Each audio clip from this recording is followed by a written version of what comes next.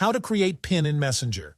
Hey everyone, in this video tutorial we're showing you how to create a PIN for secure Messenger chats. Messenger offers end-to-end encryption for chats, which means only you and the recipient can see the messages. You can protect it by creating a PIN for secure storage. So to create a PIN for your end-to-end encrypted chats, first, open the Messenger app on your phone. Tap on the 3 line in the upper left corner.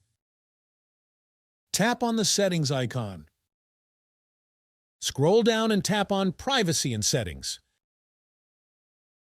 Then tap on End-to-End Encrypted Chats. Tap on Message Storage. You'll see the option for Secure Storage. This might already be enabled, but if not, tap Turn on Secure Storage. Now you'll be prompted to choose a security method. Select Create a PIN. Enter your desired 6-digit PIN and re-enter it to confirm.